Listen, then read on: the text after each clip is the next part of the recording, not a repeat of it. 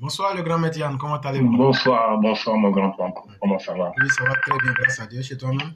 Ah, Dieu merci, ça Ok, va. ok, Dieu merci. Merci beaucoup. Je souhaite une très, très, très, très bonne année à tout le monde, une excellente année de prospérité, que ce soit sur le plan spirituel comme le plan matériel. Amen. Vraiment, que Dieu donne la santé à notre grand leader, notre grand président, le grand homme, le grand bâtisseur, le grand guide, le président le plus charismatique au monde. Amen. Et que Dieu vraiment te donne une longue vie, à toi mon grand-oncle, mon cher Amen. grand-oncle, Amen. à toi ainsi qu'à ma grande-tante aussi, ma chère grande-tante, Amen. et Amen. à toute la famille, à tous tes proches. Amen. Amen. Vraiment, nous ne saurons te dire merci pour tout ce que tu fais pour le pays, pour le président, et vraiment pour l'être humain en général, parce que tu nous apportes beaucoup, tu nous édifies beaucoup, tu nous éclaires beaucoup.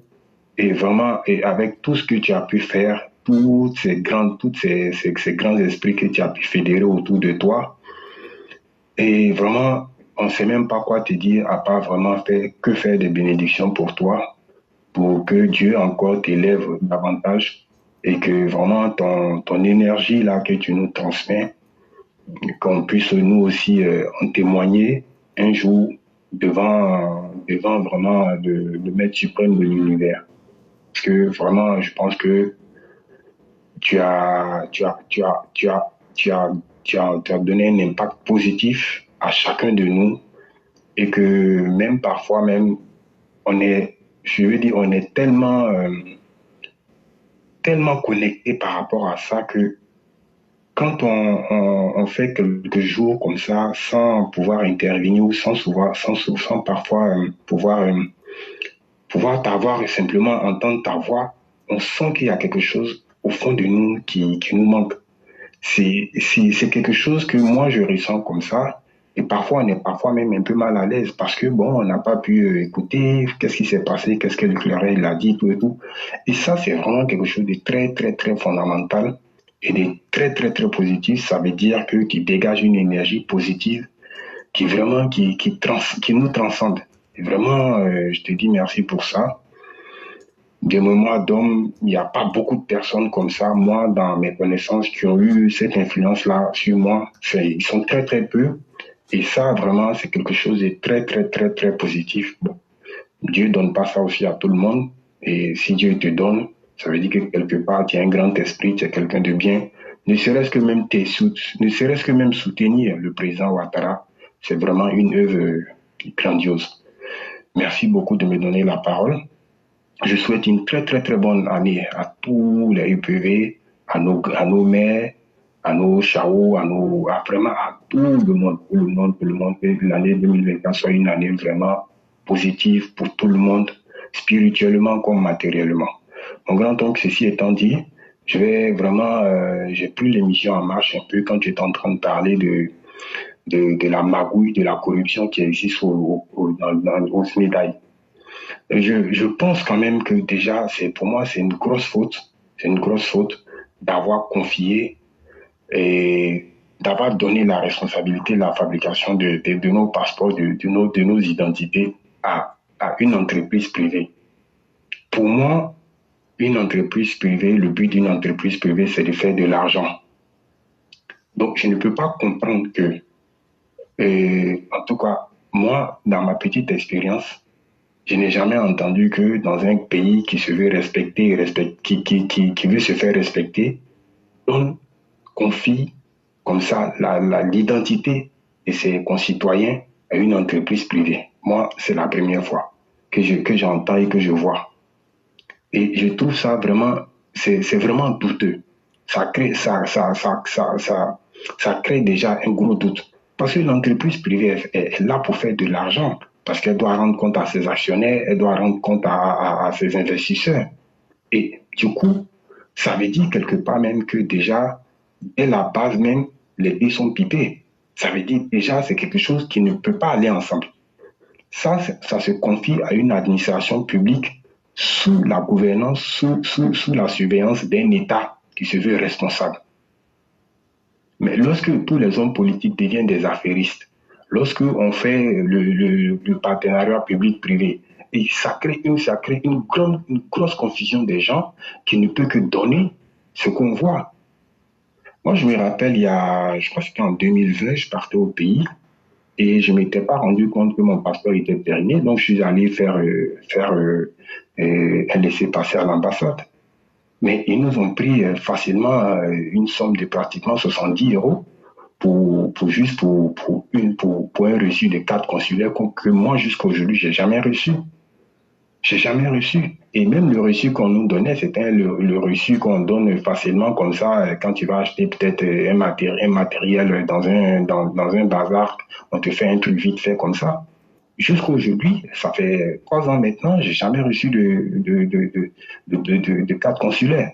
Et donc, du coup, on a affaire à des affairistes, à des mafieux au col blanc, qui sont là uniquement que pour profiter, c'est-à-dire que c'est boire le sang des pauvres innocents. Et ça, ce n'est pas normal. Ce n'est pas normal que sous la gouvernance du président Alassane Ouattara, qu'on puisse encore avoir ces genres de situations. Ceux-là même qui sont assis même sur la branche sur laquelle le président les a fait asseoir auprès de lui et qui sont en train de scier la branche. Parce que c'est des gens qui sont aveuglés par leur gourmandise. C'est-à-dire c'est des gens qui sont en train de s'étouffer et qui n'ont même pas même la présence d'esprit de dire qu'ils vont trop loin. C'est-à-dire pour eux, tant qu'ils peuvent gonfler le ballon, ils continuent de gonfler sans même se dire qu'un jour ça peut s'éclater et ça peut être dangereux, pas pour eux, parce qu'ils ont les moyens de fuir. C'est ce dont ils croient, mais pour les pauvres personnes. Parce que nous, on en a marre que dans ce pays-là, il n'y a que toujours les pauvres qui payent. On en a marre que dans ce pays-là, il y a des laissés pour compte qui ne font que subir la dictature, la méchanceté et la cupidité, des vrais canailles de ces gens. Trop, c'est trop. Parce que je pense qu'aujourd'hui, là, on est dans une situation où on est en train de préparer les élections présidentielles. 2024, c'est l'année électorale. Mais comment est-ce qu'on peut encore avoir des gens qui sont encore à la tête des dirigeants qui sont encore à la tête de nos États? Parce que moi, je ne vais pas cacher, qui dit Sénégal dit Togo. Qui dit Sénégal dit Togo. Déjà, même ça, là, même, c'est mauvais. C'est mauvais. C'est mauvais pour le parti, c'est mauvais pour l'image du président, c'est mauvais même pour l'image même du président de l'Assemblée nationale et en même temps le maire de Yopougon. Il faut que vraiment les lignes soient bien séparées. Quand on veut faire de la politique, on fait de la politique. Quand on veut faire les affaires, on fait les affaires. On ne peut pas être en même temps porter deux casquettes. C'est un mélange de gens qui poussent à ce qu'on appelle du favoritisme. Et nous, on en a marre de ça. On veut des dirigeants propres. On veut des dirigeants qui ne sont d'aucune malversation. Parce que c'est l'honneur de la Côte d'Ivoire qui est en jeu. C'est l'honneur de notre grand président qui est en jeu. C'est quelqu'un qui n'a jamais été pris la main dans le sac dans une malversation que ce soit. Mais lorsque vous êtes tout le temps mêlés, empêtrés dans des histoires vraiment qui font honte à la nation, trop c'est trop. Trop c'est trop. On n'a même pas encore fini de régler le problème des Syriens qui sont sortis avec nos passeports, avec Ezedi. Et voilà encore des situations comme ça. Mais respectez un peu vous. Il faut vous faire respecter. Il faut essayer d'avoir quand même un peu d'honneur, quoi. L'argent ne peut pas être la seule valeur qui gouverne votre conscience. Vous en avez assez, vous avez tout ce que vous voulez. Vous avez tout. Mais ayez un peu d'honneur, ayez un peu même, ne serait-ce que ce que les gens vont dire de vous, pensez un peu à ça. Mais vous êtes dans votre petite bulle, vous êtes dans votre petit monde, vous croyez que le monde tourne autour de vous, vous ne considérez même pas les pauvres personnes qui sont mortes, qui sont mortes pour qu'aujourd'hui vous soyez là où vous êtes. Les gens qui ont donné leur poitrine, qui sont morts, des gens qui ont encore des séquelles, des traces sur leur corps de ce combat et qu'aujourd'hui vous êtes là où vous êtes. Et vous ne pensez même pas à ça. C'est-à-dire la mémoire des martyrs, là, vous-même au contraire, vous vous éloignez de ça comme si vous vous éloignez de la peste. Mais un jour, vous allez vous rendre compte, parce que la nature a horreur du vide et la nature a horreur du mensonge. Il faut que ça s'arrête, il faut que cela s'arrête. Nous, on en a marre de rester là tout le temps, tout le temps, tout le temps à parler, parce que c'est des avertissements. C'est des avertissements. Il faut que vous compreniez qu'un jour, tôt ou tard, la prochaine fois que ça arrive, là, c'est vous qui allez payer le prix. Ce n'est plus nous les pauvres. Ce n'est plus nous les pauvres. Parce que nous, on en a marre. On souffre pour notre père. On souffre pour le président Ouattara. On ne veut pas que son nom, sa gouvernance soit mêlée à des histoires de corruption. Des histoires où tout est facile. C'est-à-dire, dès que tu as l'argent, tu as le droit de tout faire. Mais ayez un peu de moralité. Mon grand oncle, je reviens encore sur la police des mœurs. Il faut que vraiment les gens sanctionnent. La politique, là, c'est bon. La politique, là, c'est bon. On a besoin des personnes qui ont une influence. Mais on a aussi besoin des personnes aussi qui soient des modèles de probité. Ça, c'est important. Qui soient des personnes exemplaires. Comme le président Ouattara, comme TBO. Des gens qui ne sont mêlés ni de près ni de loin à aucune malversation. Mais à part cette poignée-là, quand tu enlèves cette poignée-là, mais ils sont tous empêtrés dans des histoires mais rocambolesques. Et on ne peut pas continuer à accepter cela. Jusqu'à quand? Jusqu'à quand? Est-ce que demain, nous, on pourra s'arrêter pour dire non, écoutez, voilà c'est cette personnalité du parti qui a mené son combat politique sans qu'il y ait tout. Ça devient une norme. La corruption ne peut pas devenir une norme. La facilité ne peut pas devenir une norme. La gabégie ne peut pas devenir une norme. Le clientélisme, le favoritisme ne peut pas devenir une norme. Les mélanges des gens, ça ne peut pas devenir une norme. Mais ils sont en train de nous imposer ça. Ils sont en train de nous imposer ça. Ça fait que même aujourd'hui, même le simple policier qui l'arrête à Abidjan, il te voit, bonjour, c'est juste pour te dire bonjour. Tu veux lui sortir les papiers? Non, il faut laisser ça. C'est la fin de l'année, il faut donner pour moi. Mais c'est quoi ça là? C'est quoi ça? C'est quoi? Tu sors un grand carrefour, seulement. Dès que tu le salues de façon courtoise, il met ça là dans la plaisanterie, il va aller, il prend ton papier, il va rentrer dans la plaisanterie en cousinage pour te demander de l'argent. Ça, c'est quoi ça? C'est quoi ça? Je suis tombé sur un Yacouba, il a tout fait. Il faut laisser ça, vous là. Donne pour moi, je vais partir. Il dit, mais comment ça veut dire quoi? Donne pour moi, je vais partir. Bon, écoute, si tu veux pas donner, il faut laisser. Alors, parce que vous les gens là, vous êtes comme ça. Vous voyez, ils sont comme ça. Ça, c'est pas bon, ce n'est pas bon. Donc, vraiment, moi, j'en ai marre. Il faut que le président prenne ses responsabilités. Il ne peut pas tout faire, il en fait assez.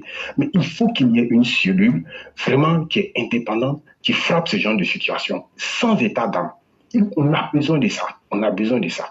Moi, je me rappelle, parce qu'hier, tu en as parlé.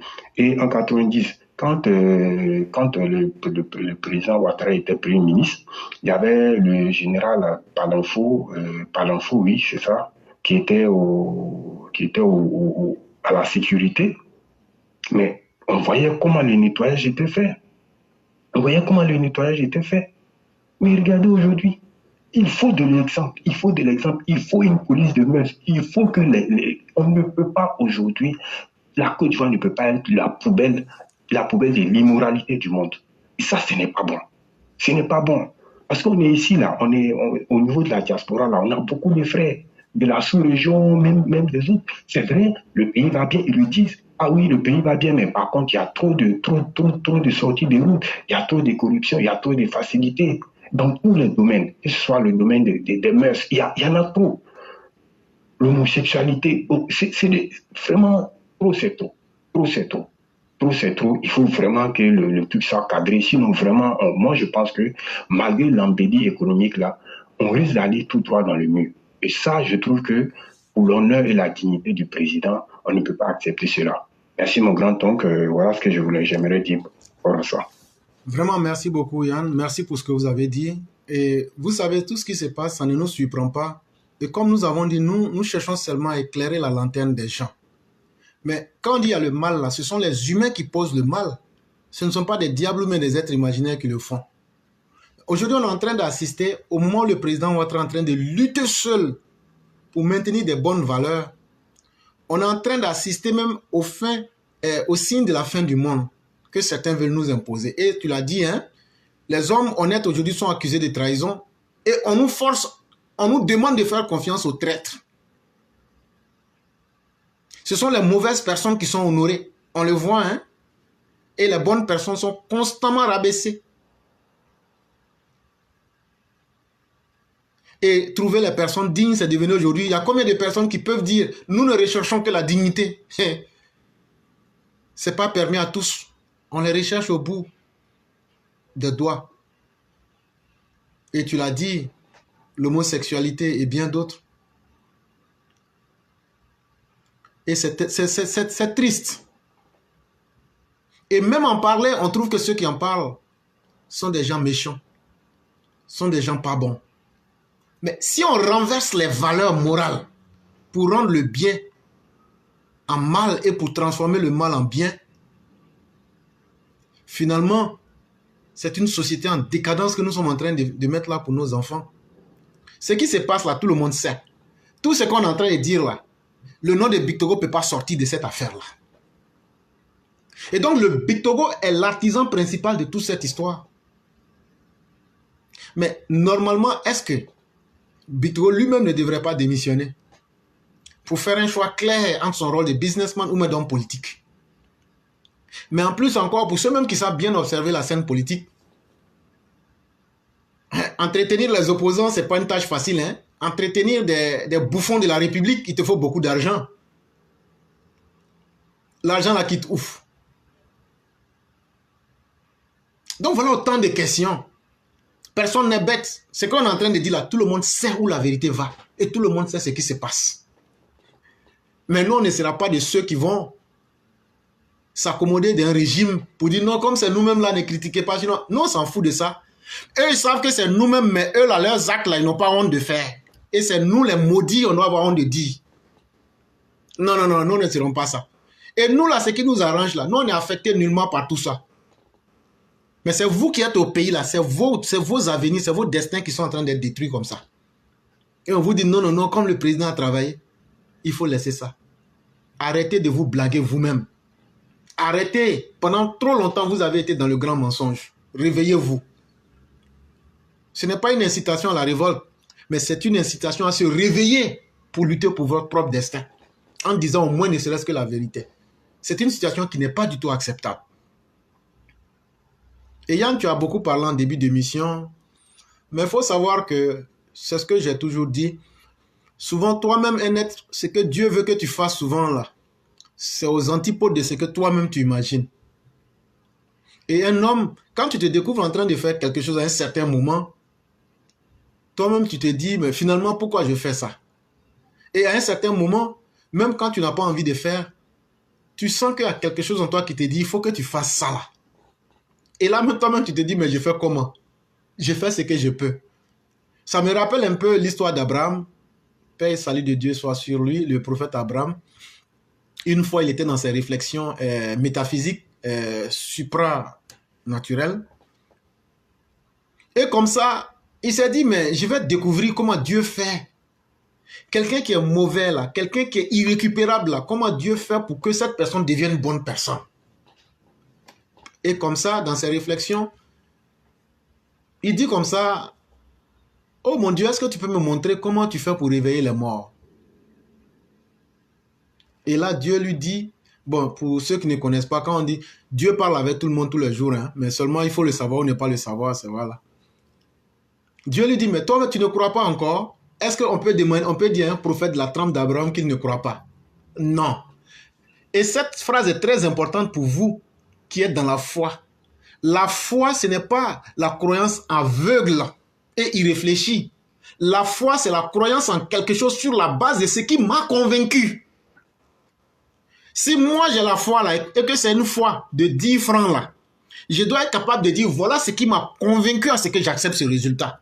La foi, ce n'est pas de dire il faut croire en Dieu, il faut croire aux anges, il faut croire au jour du destin, il faut croire en ça, il faut croire en ça. Mais tu crois sur du vent.